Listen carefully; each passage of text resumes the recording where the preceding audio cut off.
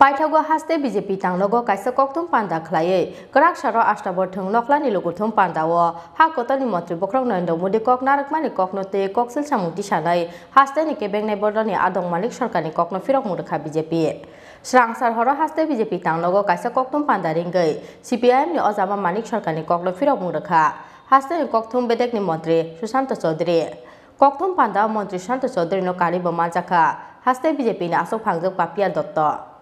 আপনারা জানেন যে গতকাল আমাদের দেশের যশস্বী প্রধানমন্ত্রী তথা পৃথিবীর রাষ্ট্রনায়কদের মধ্যে অন্যতম যিনি ভারতবাসীকে ভারতবর্ষকে বিশ্বের দরবারে একটা নতুন আঙিনায় পৌঁছে দিয়েছেন ওনার আগরতলা আস্তাবল ময়দানে সভা ছিল এবং সেখান থেকে উনি আগরতলা এমবিবি বিমানবন্দরের শুভ উদ্বোধন এবং তৎসঙ্গে রাজ্যেও দুটো প্রকল্পে সেখানে উদ্বোধন করেছেন রাজ্যের মানুষ ধর্মনগর থেকে সাবরুম পর্যন্ত কাতারে কাতারে সেই আস্তাবল ময়দানে মোদিজির ভাষণকে প্রত্যক্ষ করেছে এবং আগামী দিনে দেশের প্রধানমন্ত্রী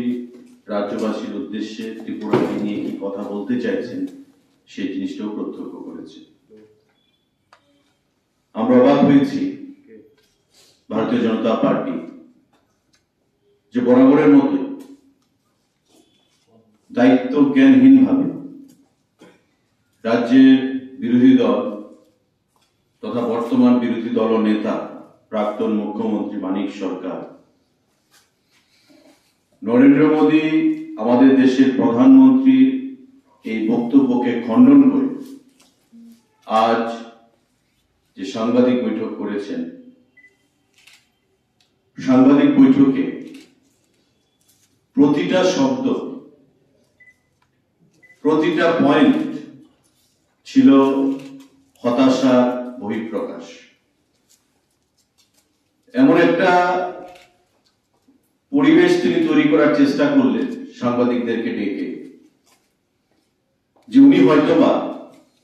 প্রধানমন্ত্রীর সমকক্ষ রাজনীতিবিদ নিজেকে প্রাক্তন মুখ্যমন্ত্রী হিসেবে তুলে না ধরে বিরোধী দলনেতা হিসেবে তুলে না ধরে দেশের প্রধানমন্ত্রীর সমকক্ষ হিসেবে নিজেকে তুলে ধরতে চেয়েছেন তার সাংবাদিক বৈঠকে ওনার শব্দচয়ন দেশের প্রধানমন্ত্রীকে কটূক্তি করে আক্রমণ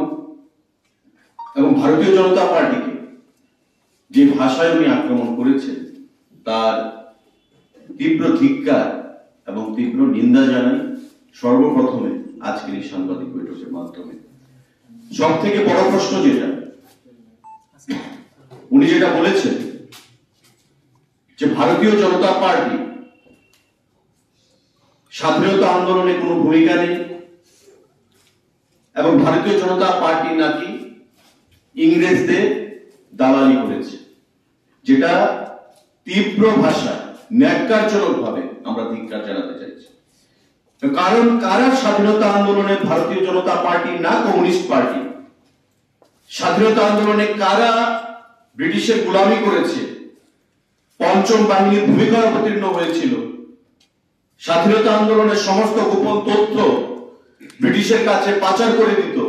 যাতে ভারতবর্ষ স্বাধীনতা হাসিল করতে না পারে সেটা ভারতবর্ষের প্রত্যেকের জানা রয়েছে এবং 1947 সালে যখন ভারতবর্ষ স্বাধীনতা লাভ করে তার পরবর্তী সময়ে আমরা দেখেছি ইএমএস নাম্বুত্রিবা কমিউনিস্ট নেতা বিটি রণদ্বীপে কমিউনিস্ট নেতা পশ্চিমবাংলার রাজপথে লাল পতাকা নিয়ে বলেছিলেন ইয়ে আজাদি ঝুটা হয় স্বাধীনতা যেটা ভারতবর্ষ 47 সালে এনেছে ভারতবাসী মিলে সেই আজাদি এই স্বাধীনতাটাকে মিথ্যা স্বাধীনতা ভারতবর্ষের স্বাধীনতাকে তারা মেনে নিতে পারেনি কারণ ব্রিটিশের হয়ে গোলামি করেছিল পঞ্চম বাহিনীর ভূমিকায় তারা অবতীর্ণ হয়েছিল সেদিন ভারতবর্ষের স্বাধীনতা আন্দোলনের সময় ভারতবর্ষের স্বাধীনতা আন্দোলনে কমিউনিস্ট পার্টির কোনো ভূমিকা ছিল না আজকে সেই কমিউনিস্টের নেতা ত্রিপুরা রাজ্যের প্রাক্তন মুখ্যমন্ত্রী বর্তমান বিরোধী দল নেতা বলছেন যে ভারতীয় জনতা পার্টির নাকি কোনো ভূমিকা নেই এবং ভারতীয় সেখানে জনতা পার্টি ব্রিটিশের সেখানে গোলামি করেছে, ব্রিটিশের সেখানে চাটুকদারি করেছে, যেটা আমরা তীব্র ভাষায় নিন্দা জানাই, ধিক্কার জানাই। ভারতবাসী ধর্মনগর থেকে সাবরুম পর্যন্ত আমাদের এই রাজ্যে গতকাল যে সভা প্রত্যক্ষ করেছে, প্রধানমন্ত্রীর ভাষণ আপনারাও শুনেছেন, সাংবাদিক বন্ধুরা, আমরাও সেখানে ছিলাম। প্রতিটি ইস্যু নিয়ে নির্বাচনের প্রাককালে মোদীজি যেটা বলেছেন, গতকাল সবার মাধ্যমে সেই জিনিসটাই মানুষকে উনি অবগত করেছিলেন, যে আমি হীরা মডেল বলেছিলাম, সেই হীরা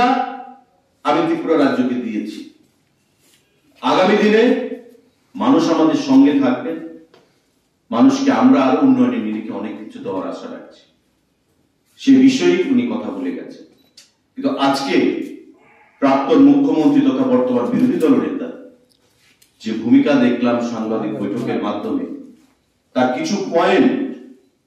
আমি আপনাদের মাধ্যমে রাজ্যবাসীকে জানাতে চাইছি এবং তীব্র বিরোধিতা করে